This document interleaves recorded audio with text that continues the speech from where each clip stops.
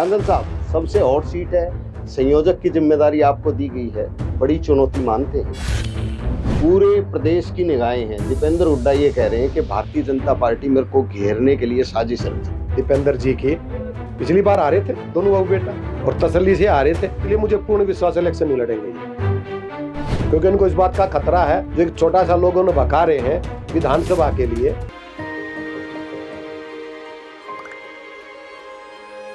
मिलके हम पंजाब को रंगला पंजाब बनाएंगे और बिजली के मामले में पंजाब को सरप्लस बनाएंगे। 24 घंटे बिजली रहिंदी है जी, कोई दिक्कत नहीं बिजली दी सानू। गरीबां दा जिउण दा स्तर जिहड़ा जीवन ਉੱਚਾ ਪੱਧਰ ਦਾ ਕਿਵੇਂ ਚੱਕ ਸਕਦੇ ਹਾਂ, ਇਹ ਸਾਡੀਆਂ ਪ੍ਰਾਇੋਰਟੀਜ਼ ਨੇ।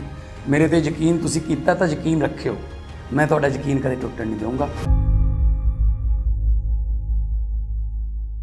तो उसमें की ये सोच है, अगर लोकसभा में जो होने जा रहा है अगर वो हो गया तो विधानसभा तक लोगों को भगा भी नहीं पाओगे। अगर कांग्रेस दीपेंद्र सिंह हुड्डा यहाँ से जीतेंगे तो हरियाणा की राजनीति बदलेगी। तो पीछे हारा तो राजनीति बदल गई थी ना, कांग्रेस सरदर्द बन चुकी है प्रदेश के लिए।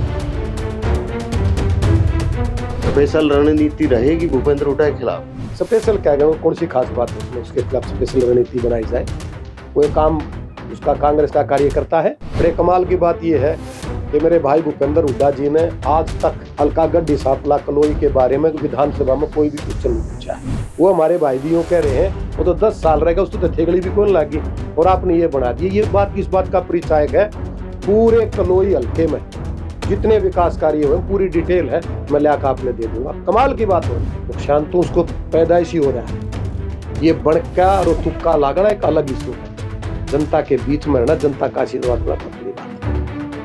नमस्कार, पंजाब केसरी टीवी में आपका स्वागत है। और रोहतक लोकसभा सबसे हॉट सीट पूरे हरियाणा में है और उस लोकसभा सीट पर संयोजक की जिम्मेदारी सतीश नांदल को दी गई है और जो भाजपा के प्रदेश उपाध्यक्ष भी हैं, उनसे बात करते हैं। नांदल साहब, सबसे हॉट सीट है, संयोजक की जिम्मेदारी आपको दी गई है, बड़ी चुनौती मानते हैं इसको? देखिए, मैं सबसे पहले तो अपनी पार्टी के हाईकमान कार्यकर्ता से धन्यवाद करना चाहूँगा कि ये जिम्मेवारी दी मेरे को।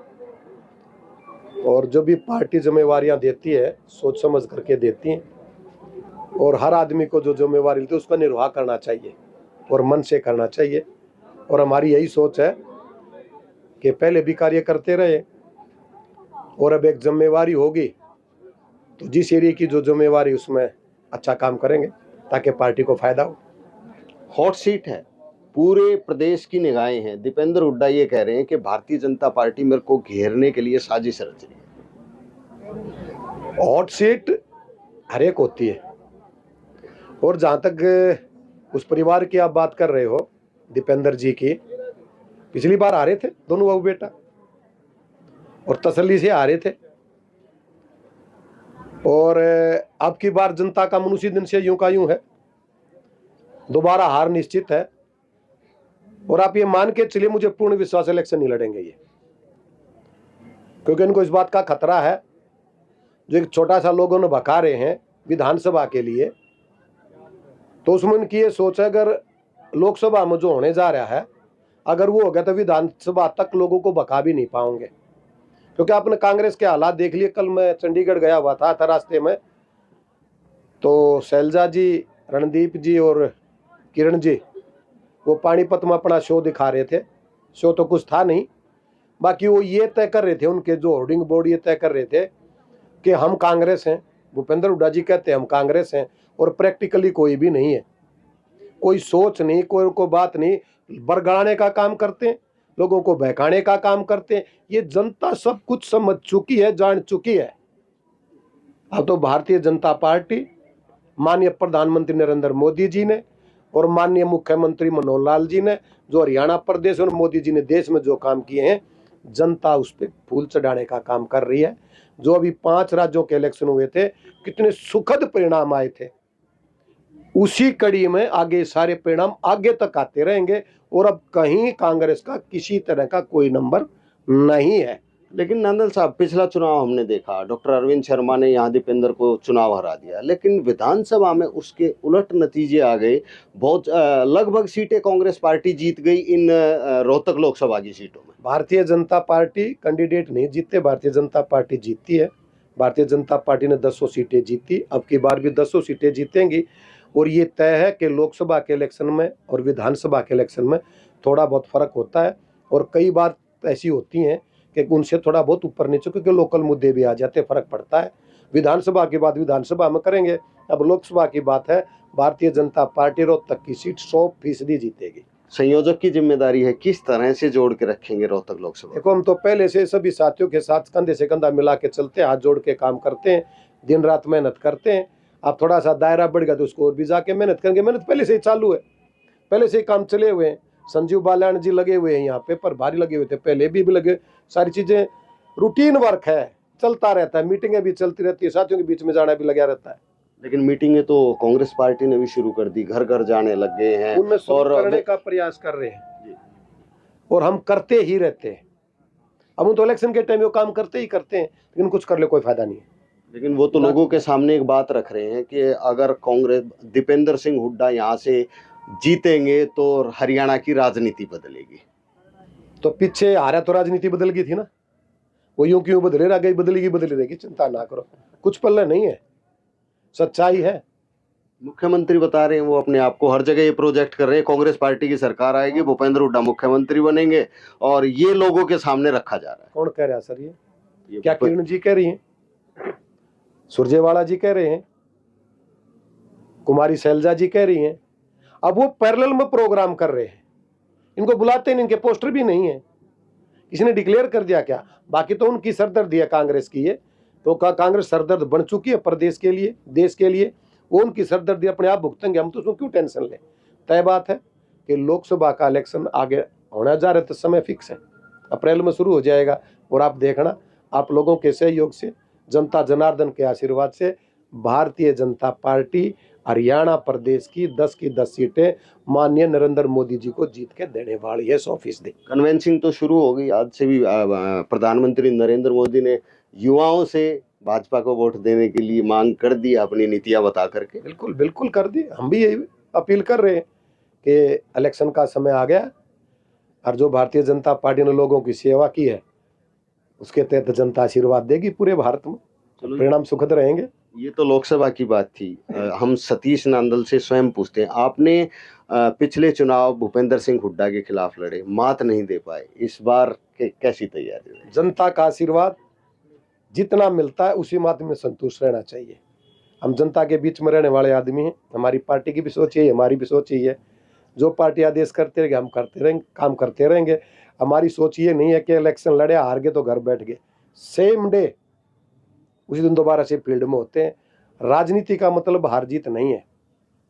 अब पूरे हरियाणा प्रदेश की जनसंख्या 3.25 करोड़ के करीब है। भारतीय जनता पार्टी सबसे बड़ी पार्टी है, उसमें मात्र 90 आदमी इलेक्शन लड़ते हैं, लोकसभा में 10 लड़ते हैं, वो कोई बात नहीं। लेकिन डेली काम करने का मादा अगर किसी में है, भारतीय जनता पार्टी के कार्यकर्ता उस बात का अनुसरण करते हैं और काम करते हैं। स्पेशल रणनीति रहेगी भूपेंद्र हुड्डा के खिलाफ? स्पेशल क्या करें, कौन सी खास बात है उसमें, उसके खिलाफ स्पेशल रणनीति बनाई जाए? वो काम उसका कांग्रेस का कार्यकर्ता है, इधर भारतीय जनता पार्टी के कार्यकर्ता, वो अपने आप को नेता मानते होंगे, जनता तो नहीं मानती। आपने ध्यान नहीं, पीछे से वो 4-5 महीने पहले हल्का गड्डी सांपला कलोई में आए थे, 3 दिन के प्रोग्राम के 1.5 दिन में भाग गए थे।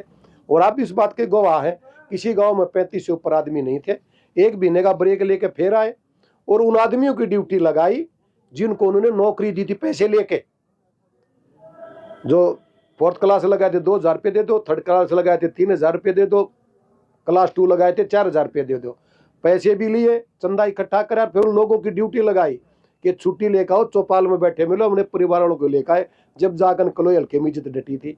और मैं तो अब भी कह रहा हूँ, विकसित भारत संकल्प यात्रा पूरे हल्का गड्डी सांपला कलोई के हर गांव में गया था मैं, बिल्कुल फर्श में बैठे लोगों के बीच में बैठे उनके काम करके आया हूँ। उनके गांव में भी गए थे, जब भी मैंने ये कही थी आओ स्टेज पे, और अगर भारतीय जनता पार्टी की योजनाओं में कोई कमी है तो बताओ, सरकार उसको दूर करने का काम करेगी। और अगर योजनाएं अच्छी हैं तो आओ ताली बजाओ और धन्यवाद करके जाओ, तो तो उन्होंने ताली भी बजा दी, धन्यवाद भी कहते, हमारी योजना है सारी ठीक है। आपको तो गढ़ी सांपला किलोई में करने को कोई काम मिला ही नहीं होगा, क्योंकि लगातार 2 बार मुख्यमंत्री रहे, विधायक रहे गढ़ी सांपला किलोई से।